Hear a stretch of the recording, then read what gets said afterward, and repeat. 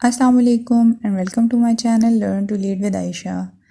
ہم نے recently news میں یہ دیکھا کہ گوگل میپس کے اوپر سے پیلسٹائن کو ریموو کر دیا گیا ہے، مطلب پیلسٹائن کا نام میپ کے اوپر سے ریموو کر دیا گیا ہے، شوئنگ کہ سارا کا سارا ایریا اس طرح سے شو کیا جا رہا ہے کہ it belongs to Israel only. لیکن ہم یہ دیکھتے ہیں کہ پیلسٹائن ایشو کا ریزن کیا بنا، اس کا بیک گراؤنڈ کیا تھا، اس کے بارے میں یونائٹڈ نیشنز نے کیا کہا، انٹرنیشنل لاء میں اس کی کیا امپورٹنس ہے، اس ایشو کو کیسے دیکھا جاتا ہے، مسلمز کا کیا کلیم ہے اور جیوز کا کیا کلیم ہے، اور اس کے علاوہ یہ کہ کیا اس مسئلے کا کوئی حل نکل سکتا ہے، اگر کوئی سولیوشن نکل سکتا ہے تو وہ کیا ہوگا۔ سب سے پہلے دیکھیں، مسلمز یہ کلیم کرتے ہیں کہ بیلفور ڈکلیریشن کے بعد، بیلفور ڈکلیریشن ابھی میں آپ کو آگے بتاتی ہوں کہ کیا ہے۔ بیلفور ڈکلیریشن کے بعد جیوز کو برٹن نے دے دیا تھا، حالانکہ پہلے پیلسٹائن ہمارا تھا،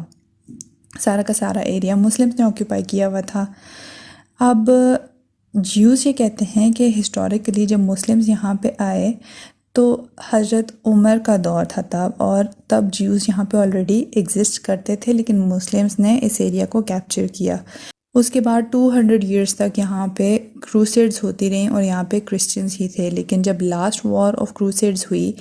1217 میں، تو اس ٹائم پہ صلاح الدین ایوبی جو کہ مسلمان تھے، انہوں نے کروسیڈرز کو ڈیفیٹ کیا اور اس کے بعد مسلمان یہاں پہ سیٹل ہو گئے۔ ورلڈ وار 1 کے بعد برٹن نے، جب آٹمن امپائر ڈس انٹیگریٹ ہو گئی تھی، تو اس کے بعد برٹن نے دوبارہ سے جیوز کو یہاں پہ سیٹل کرا دیا۔ تو جیوز کا یہ کہنا ہے کہ ہسٹوریکلی یہ ایریا جیوز کا ہے، کیونکہ جیوز ہی یہاں پہ ریزائڈ کرتے تھے، مسلمز یہاں پہ بعد میں آئے، یہ ہماری ٹیریٹری ہے۔ تو ان کا یہ کہنا ہے کہ ایک بات تو یہ کہ مسلمز بعد میں آئے، دوسری بات یہ کہ پیلسٹائن کا زیادہ تر ایریا از پرائیویٹ پراپرٹی، اور ان کا یہ کہنا ہے کہ ہمارے انسیسٹرز نے اس کو پرچیز کیا تھا۔ اینی ہاؤ مسلمز کے اور جیوز کے تو یہ دو کلیمز ہیں، لیکن ہم دیکھتے ہیں کہ ہسٹوریکل بیک گراؤنڈ کیا تھا اس پیلسٹائن ایشو کا۔ 1880s میں جیوز، جن کو زائنسٹ کہا جاتا تھا، انہوں نے یورپ کے اندر ریلیجیس پرزیکیوشن سے بھاگنے کے لیے امیگریٹ کرنا شروع کر دیا ٹو پیلسٹائن، اور بائی 1987 انہوں نے یہ ڈیمانڈ کرنا شروع کر دیا کہ یہاں پر کیونکہ وہ آگے سیٹل ہونا شروع ہو گئے ہیں تو یہاں پہ جیوز کو ان کی اپنی ایک اسٹیٹ دی جائے، اور 1917 میں برٹش نے ایگری کر لیا کہ ایک الگ سے جیوش اسٹیٹ پیلسٹائن کے اندر کریٹ کر دی جائے گی۔ اب یہ دیکھیں، میں 1917 کی بات کر رہی ہوں، اور یہ 1917 تب کی بات ہے جب world war 1 towards its end تھی، اور آٹومن امپائر ڈس انٹیگریٹ ہو کے گریٹ برٹن کو، فرانس کو اس کے اوپر سکسیس مل چکی تھی، وہ اس کو کنکر کر چکے تھے۔ اس کے بعد سائکس پکٹ ایگریمنٹ ہوا تھا، جب آٹومن امپائر ورلڈ وار 1 کے بعد کولیپس ہو گئی، فرانس اور برٹن نے ایک ایگریمنٹ سائن کیا 1916 میں، جس کو سائکس پکٹ ایگریمنٹ کہا جاتا ہے۔ اس کے اکارڈنگ انہوں نے آٹومن امپائر کی جتنی بھی مڈل ایسٹرن ٹیریٹریز تھیں ان کو آپس میں ڈیوائڈ کر دیا۔ فرانس کو مینڈیٹ ملا سیریا اور لیبنان کا، جبکہ برٹن کو مینڈیٹ ملا عراق اور پیلسٹائن کا۔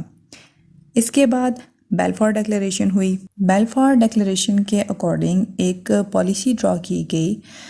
جو کہ برٹش گورنمنٹ نے ڈرا کی، اور اس کے اکارڈنگ انہوں نے اس بات کو ایکسیپٹ کیا کہ ایک جیوش ہوم لینڈ کی ضرورت ہے ان پیلسٹائن۔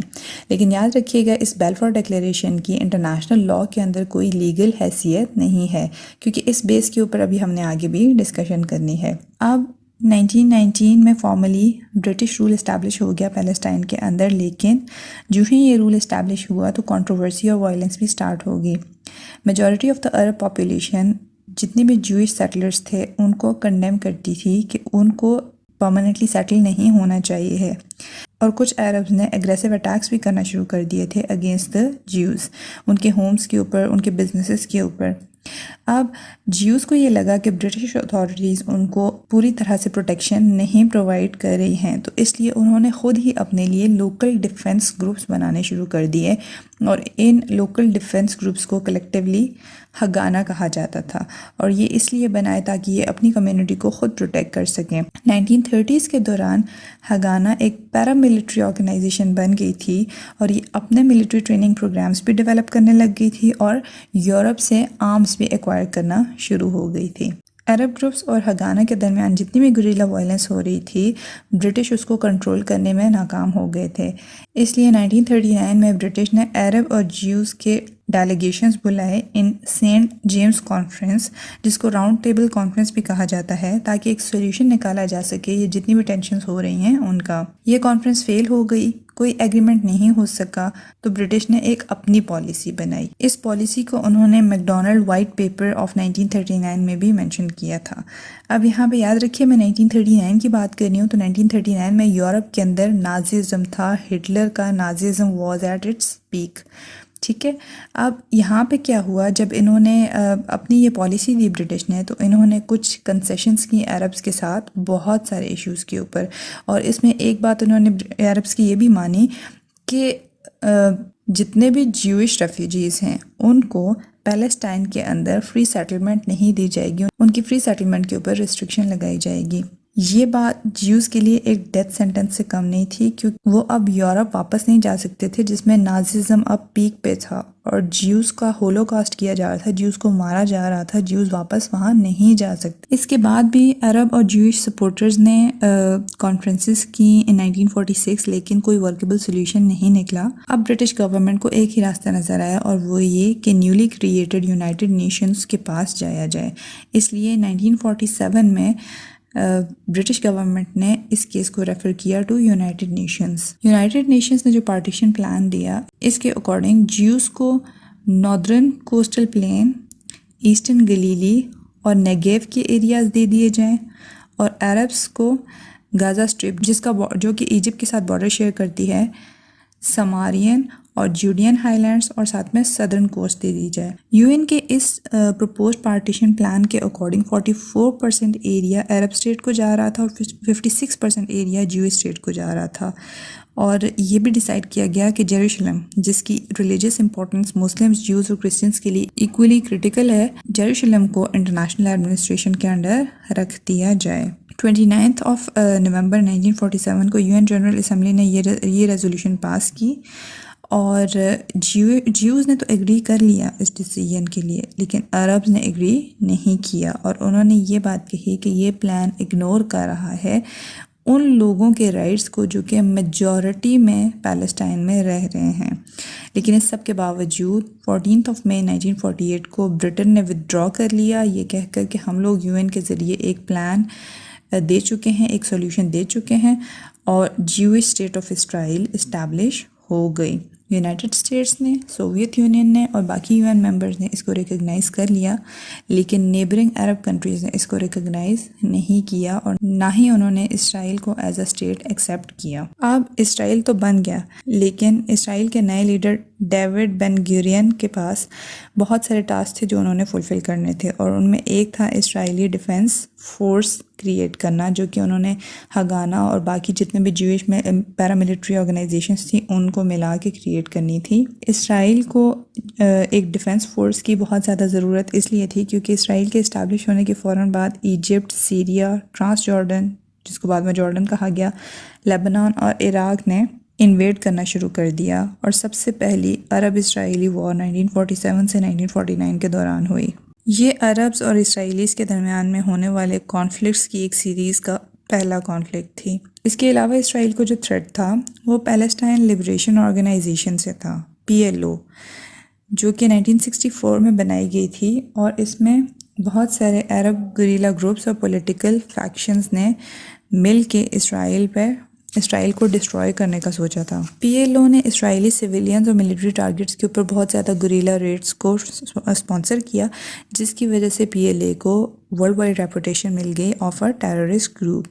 1980s میں یاسر عرفات، جو کہ PLO کے چیئرمین تھے 1969 آنورڈز، انہوں نے ایک اسٹیٹسمین کا رول ایکوائر کیا اور ڈپلومیسی یوز کرنی شروع کی تاکہ PLO کے جتنے بھی آبجیکٹیوز ہیں ان کو اچیو کیا جا سکے۔ لیکن کچھ پیلسٹینین ایکسٹریمسٹ کا یہ کہنا ہے کہ یاسر عرفات بہت زیادہ کنسیشنز دینا شروع ہو گئے تھے اسرائیلیز کو اپنے ڈپلومیٹک ٹائز کے دوران۔ آلدو انٹرنیشنل کمیونٹی نے بہت زیادہ انٹروین کیا، لیکن اس سب کے باوجود مڈل ایسٹرن عربز اور جیوز کے درمیان میں ٹینشنز ایرپٹ ہوتی رہیں اور کانفلکٹس ہوتے رہے جب سے اسرائیل بنا تھا اس کے بعد سے۔ اب سیکنڈ عرب اسرائیلی وار سٹارٹ ہوئی 1956 میں. اب سیکنڈ عرب اسرائیلی وار سٹارٹ ہوئی 1956 میں. ایجپٹ نے سوئس کینال کمپنی کو نیشنلائز کرنے کا سوچا، جس کا مقصد یہ تھا کہ اس واٹر وے کو یعنی کہ سوئس کینال فرینچ اور برٹش کے کنٹرول میں سے نکال دیا جائے، کیونکہ اب اسرائیل اور ایجپٹ کے درمیان بھی ٹینشنز بڑھ رہی تھیں، کیونکہ اسرائیل کو یہ لگ رہا تھا کہ غزہ اسٹرپ کو یوز کیا جا رہا ہے فار گریلا ایکٹیویٹیز اگینسٹ اسرائیل. اس لیے فرانس اور برٹن کے ساتھ اسرائیل نے بھی مل کے انویڈ کر دیا اور اپنی فورسز کو ایجپٹ بھیج دیا. اس کے بعد ایک اور کانفلکٹ جو ہوا اسرائیل اور عربس کے درمیان وہ یہ تھا کہ اسرائیل نے جب دیکھا کہ اس کے بارڈرز کے اوپر بہت ساری عرب فورسز اکٹھی ہو گئی ہیں، تو اس نے ایک پری ایمپٹیو اسٹرائک لانچ کر دی ایجپٹ، جارڈن اور سیریا کے اگینسٹ ان جون 1967. 6 ڈیز کے بعد ساری پارٹیز نے ایگری کر لیا کہ سیز فائر کریں گے، اور اس سیز فائر کے بعد اسرائیل کو Gaza strip, Sinai peninsula, West Bank, Golan Heights, جن کو کلیکٹیولی آکیوپائڈ ٹیریٹریز کہا جاتا ہے، ان کے بہت سارے ایریاز مل گئے. نیکسٹ کانفلکٹ یوم کپر وار ہوا تھا. یوم کپر ایک ایسا دن جس میں اسرائیلی ملٹری ریلیجس سیلیبریشنز میں پارٹیسپیٹ کر رہی ہوتی ہے. اس دن 1973 میں ایجپٹ اور سیریا نے ایک سرپرائز اٹیک لانچ کر دیا اسرائیل کے اوپر. عرب فورسز بہت حد تک اسرائیل کے اندر آ چکی تھیں اور ان کو بہت سارے ایڈوانسز مل چکے تھے، لیکن پھر اسرائیلی فورسز نے ان کو پش بیک کیا اور سیز فائر لائن سے واپس بھیج دیا. اب پیس کی طرف موو کرنا شروع کیا. 1978 میں ایجپٹ کے پریزیڈنٹ انور سادات، اسرائیل کے پرائم منسٹر میناچم بیگن اور یو ایس کے پریزیڈنٹ جمی کارٹر نے ایگریمنٹ سائن کیے جن کو کیمپ ڈیوڈ ایکارڈز کہا جاتا ہے، اور ان ایکارڈز کے مطابق ایک framework for peace establish کیا گیا ان مڈل ایسٹ، جس کی وجہ سے اسرائیل اور ایجپٹ کے درمیان ایک پیس ٹریٹی ہوئی ان 1979. اب لیبنان بیسڈ PLO کے جو کراس بارڈر اٹیکس ہو رہے تھے ان کو کرٹیل کرنے کے لیے اسرائیل نے 1978 میں اور 1982 میں انویڈ کیا انٹو لیبنان، اور یہ وہاں پہ انٹل 2000 ایک آکیوپائنگ فورس بن گئی. 6 سال بعد ان 2006 3 اسرائیلی سولجرز کو حزب اللہ، جو کہ ایک اور لیبنیز اسلامک پیراملٹری گروپ تھا، اس نے 3 اسرائیلی سولجرز کو مار دیا اور 2 سولجرز کو کیپچر کیا، جس کے بدلے میں اسرائیل نے دوبارہ سے لیبنان کو انویڈ کیا. اس کے بعد اوسلو ایکارڈز ہوئے. انتفادہ جو کہ ایک پیلسٹینین اپرائزنگ تھی جو کہ اسرائیلی رول کے اگینسٹ سٹارٹ ہوئی تھی. انتفادہ نے پرسویٹ کیا اسرائیل کو کہ وہ پھر سے پیس ٹاکس ہولڈ کرے، تو اس کے بدلے میں پھر اوسلو ایکارڈز ہوئے، اور اوسلو ایکارڈز میں یہ بات ایگری کر لی، اسرائیل نے یہ بات مان لی کہ وہ ودرا کرے گا from some parts of West Bank and Gaza strip, اور بدلے میں انٹرم پیلسٹینین گورنمنٹ وہاں پہ اسٹیبلش ہوگی. لیکن اس کے بعد کی جتنی بھی پیس ایفرٹس تھیں وہ فیل ہو گئیں، اور دونوں طرف کا جو سٹانس تھا وہ ہارڈن ہو گیا. اب جتنے بھی ایریاز پیلسٹائن رول کر رہا تھا ان میں اسلامسٹ گروپس جیسے کہ حماس اور اسلامک جہاد ہے، ان کا ہولڈ اسٹرانگ ہوتا چلا گیا، اور دوسری طرف اسرائیلی ہارڈ لائنرز نے بھی ان ایریاز کو آئسولیٹ کر لیا بائی بلڈنگ اے پیس وال، تاکہ ٹیررسٹ ان کی طرف نہ جا سکیں اور ان کے اوپر اٹیکس نہ کر سکیں. اب اگر ہم لوگ انٹرنیشنل لاء کی روح سے دیکھیں تو پیلسٹائن کی جو کریشن تھی وہ ٹرکش یا آٹومن امپائر کے اینڈ کے بعد ہوئی تھی، اور پیلسٹائن کی کریشن کے بارے میں article 22 of the covenant of league of nations میں مینشن کیا گیا ہے، اور اس کووننٹ میں یہ بات مینشن کی گئی ہے کہ certain communities formerly belonging to the Turkish Empire have reached a stage of development where their existence as independent nations can be provisionally recognized subject to the rendering of administrative advice and assistance by a mandatory until such time as they are able to stand alone. The wishes of these communities must be a principal consideration to the selection of the mandatory. اب اس covenant کے according وہ status جو کہ Turkish empire کے ٹوٹ جانے کے بعد انڈیپینڈنٹ اسٹیٹس حاصل کر سکتی ہیں، لیکن تب تک جب تک کہ وہ الگ سے ایک انڈیپینڈنٹ اسٹیٹس ایکوائر کرنے کے قابل نہیں ہو جاتی، ان کو ایک مینڈیٹری ایڈمنسٹریٹر کی ضرورت ہے جو کہ اس کو ایڈمنسٹر کر سکیں. لیکن وہ خود چوز کریں گی کہ ان کو تب تک ایڈمنسٹر کون کرے گا جب تک کہ وہ انڈیپینڈنٹ نہیں ہو جاتی۔ اب as a result of this covenant 5 نئی اسٹیٹس بنی تھیں، جن میں عراق، سیریا، لیبنان، پیلسٹائن اور ٹرانس جارڈن، جس کو بعد میں جارڈن کہا جاتا تھا، دیز کیم انٹو بینگ۔ اب اگر ہم لوگ انٹرنیشنل لاء کے پوائنٹ آف ویو سے دیکھیں تو Palestine is a creation of history plus customary international law, اور اس کی پروویژنل ریکگنیشن کی گئی تھی آرٹیکل 22 آف دا کووننٹ کے اکارڈنگ، اور یہ کووننٹ ایک انٹرنیشنل لیگل ٹریٹی تھا۔ اس کے علاوہ انٹرنیشنل کمیونٹی میں یروشلم کے بارے میں تو کوئی سیپریٹ کوسچن ہوا ہی نہیں تھا، نہ ہی اس ٹائم پہ یروشلم کو سیپریٹلی مینشن کیا گیا تھا۔ بعد میں انٹرنیشنل لاء نے جب اسٹیٹ ہوڈ کا کرائٹیریا ڈیولپ کیا کہ ایک اینٹی کو اسٹیٹ ہونے کے لیے کیا کیا چیزیں ریکوائرڈ ہیں، تو ان میں یہ تھا کہ اس کے پاس ایک ڈیفائنڈ ٹیریٹری ہونی چاہیے، پرماننٹ پاپولیشن ہونی چاہیے، ایک گورنمنٹ ہونی چاہیے، اور کیپیسٹی ہونی چاہیے کہ وہ کنڈکٹ کر سکے انٹرنیشنل ریلیشنز کو، اور وہ انٹرنیشنل ریلیشنز یہ کنڈکٹ کر سکے ان رائٹس اینڈ ڈیوٹیز کے اکارڈنگ جو کہ Monte video convention on the rights and duties of states of 1933 میں مینشنڈ ہیں۔ پیلسٹائن یہ سب کرائٹیریا میٹ کرتی ہے according to international law. Palestine کی ایک ڈیفائنڈ پاپولیشن بھی ہے، PLO کی گورنمنٹ بھی ہے جس کو UNO ریکگنائز کرتا ہے، ایک ڈیفائنڈ ٹیریٹری بھی ہے، and it has a capacity to enter into treaties, کیونکہ PLO نے 2 ایکارڈ سائن کیے ہیں یونائٹڈ اسٹیٹس آف امریکہ اور اسرائیل کے ساتھ، camp David accord 1 and camp David accord 2۔ تو یوں پتہ لگتا ہے کہ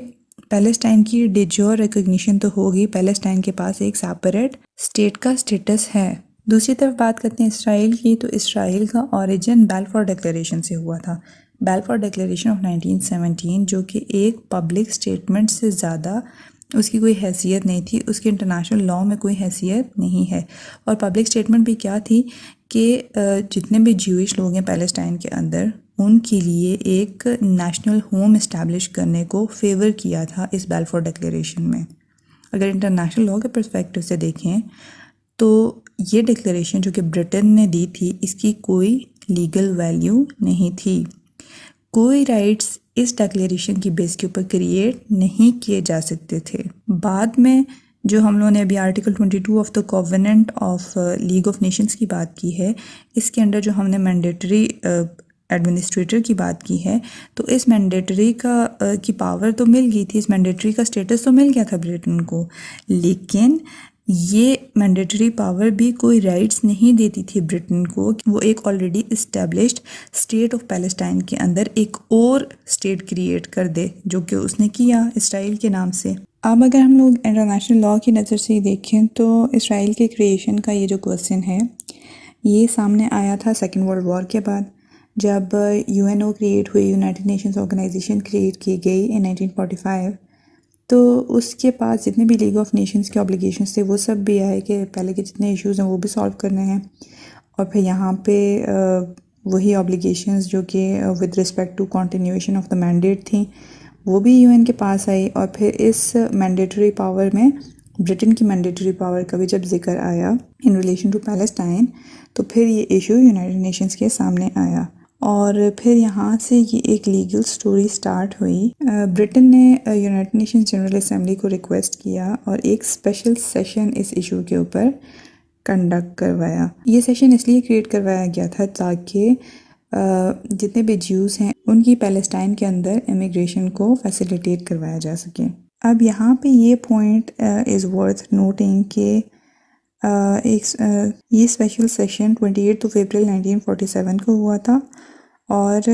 اس نے آتھورائز کیا constitution of the United nations special committee on Palestine UNSCOP کو، اور UNSCOP نے ایک رپورٹ پبلش کی، ایک رپورٹ پریپئر کی جس میں پلان آف پارٹیشن دیا گیا تھا۔ اس پلان آف پارٹیشن کو بعد میں UN جنرل اسمبلی کے ریزولوشن نمبر 188 کے ساتھ بھی انیکس کر دیا گیا، اور یہ پلان آف پارٹیشن اب اس کی یہ کوئی لیگلی بائنڈنگ ٹریٹی نہیں تھا، لیکن اس کو کیونکہ یونائٹڈ نیشنز جنرل اسمبلی نے پرووائڈ کیا تھا، اس لیے اس کو کچھ ڈگری آف لیگیلٹی ضرور مل گئی تھی۔ اس پلان آف پارٹیشن کے جو سیلینٹ فیچرز تھے وہ کیا تھے؟ سب سے پہلا یہ تھا کہ برٹن کا جو مینڈیٹ تھا پیلسٹائن کے اوپر اس کو ختم کر دیا گیا تھا۔ دوسری بات یہ تھی کہ اس پلان کے انڈر 3 جو لیگل انٹیٹیز ہیں ان کی انڈیپینڈنس کی بات کی گئی تھی، عرب اسٹیٹ کی، جیوش اسٹیٹ کی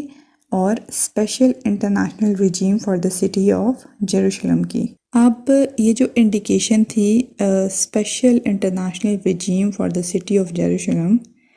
اس سے یہ بات سامنے پتہ لگ رہی تھی کہ جیروشلم کو ایک ڈیفرنٹ ٹریٹمنٹ دی گئی تھی، اور یہ ڈیفرنٹ ٹریٹمنٹ اس کو فردر کوالیفائی کیا گیا جب جیروشلم کو ڈکلیئر کر دیا گیا ایز کارپس سیپریٹم۔ کارپس سیپریٹم جو کہ ایک لیٹن ٹرمینالوجی ہے، اس کا مطلب ہے کوئی ایسی سٹی یا ریجن جس کو ایک اسپیشل لیگل اور پولیٹیکل اسٹیٹس دیا جائے جو کہ اس کے انوائرمنٹ سے ڈیفرنٹ ہو، اور جیروشلم کو بھی یہ اسپیشل اسٹیٹس دیا گیا تھا۔ اس کے بعد 1948 میں جیروشلم کے کچھ پارٹس کو جارڈن اور اسرائیل نے آکیوپائی کر لیا،